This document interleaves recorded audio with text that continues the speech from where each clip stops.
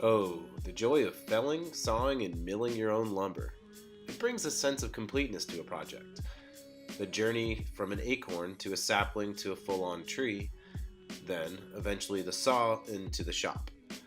To stop and think of the time and the journey between can give a reflection not only on the tree, but also on oneself. Now, most people might think you saw down a tree and you get lumber and then you build a project with said lumber. Sometimes they are correct. However, most of the time you're just trying to make these normal boards from a rough cut slab, which is the case here. Now, when I'm looking at a slab to mill boards from, I take into consideration these three top features before moving on. First, its character. Does the slab have a nice end grain that I can use, or maybe some mid-layer raise from it being quarter sawn? Second, size. Will the slab produce the board in the size that I need for the project? And then finally, structure. Will the board, when cut from the slab, create any problems with the joinery or structural impediments when trying to build it?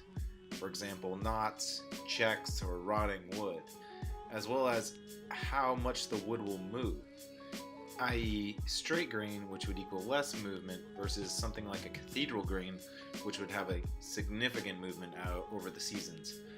After all these are figured out, I then start the process of drawing out the board on the slab and then cutting it to the vision that I have. I think I will make a video just on this subject, as it can be a bit complex step, especially if your pickings are slim and you only have a few slabs to pick from. After the lines are drawn on the board, we then take it to the bandsaw to be cut to size.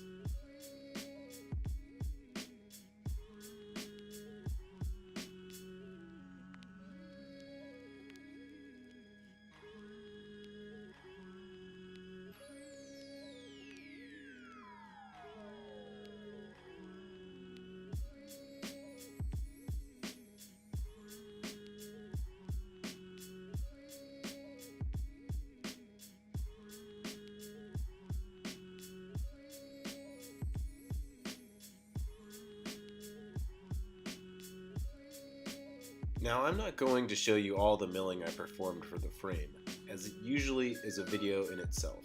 And, although I do like showing the effort behind a project, this project is about the Lineberry cart and not milling.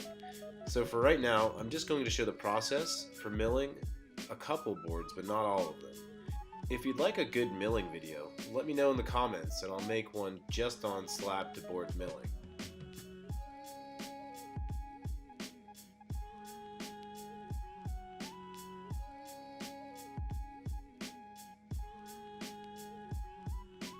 Once we're done with the bandsaw, we move to face planing and then edge joining before we get to the thickness planer to dial in, you guessed it, thickness.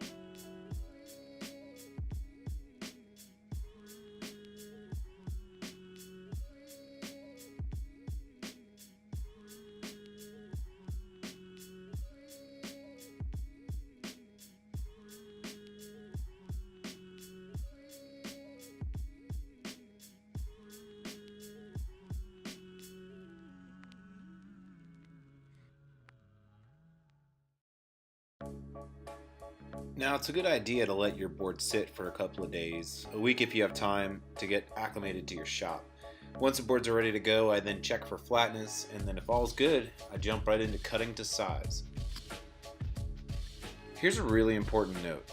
There are a couple dimensions you can't change, and you should measure these as they will determine your thickness of your joints and your final dimensions.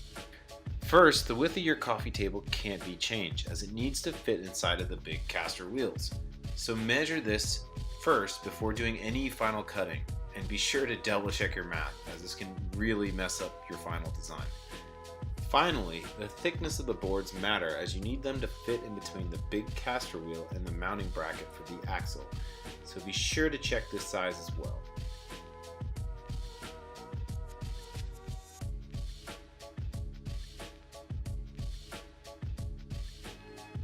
What I'm measuring here is the distance that I need my router fence to be.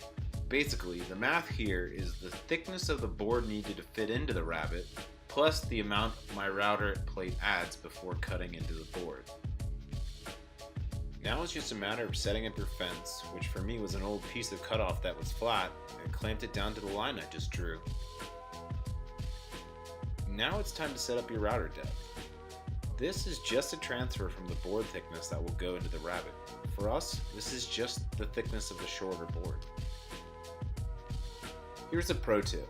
You'll want to ease into this, so cut about a 1/16 of an inch shorter than what you need and then check with the actual board. Next, if you need to lower the router bit, do so, but this trick will let you creep up on the joint so you won't hog it out too much on the first pass. Another good general tip here is that sometimes your final depth might be too deep to safely cut all at once. So ease into that final depth by taking about 1/4 of an inch off at a time until you get about 1/16 of an inch shorter than your board thickness. Then apply the prior tip for easing up to that final depth because you don't want to hog out too much material at once.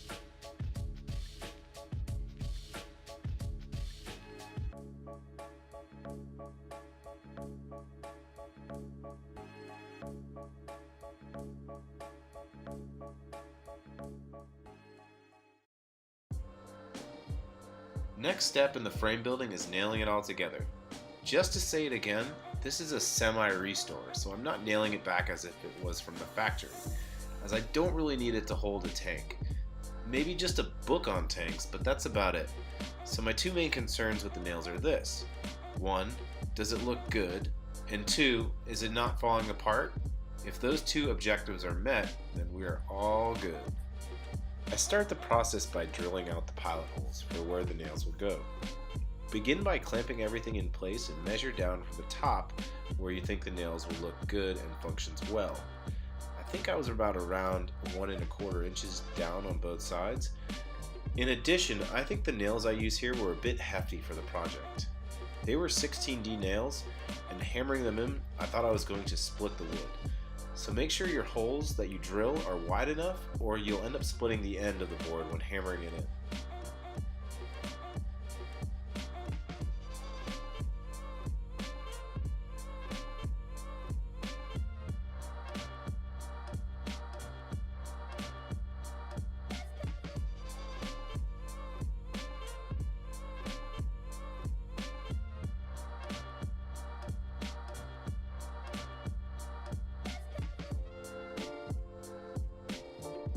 So just to add a sense of over-engineering, I decided to add a 10D nail right in the middle of the two previous nails.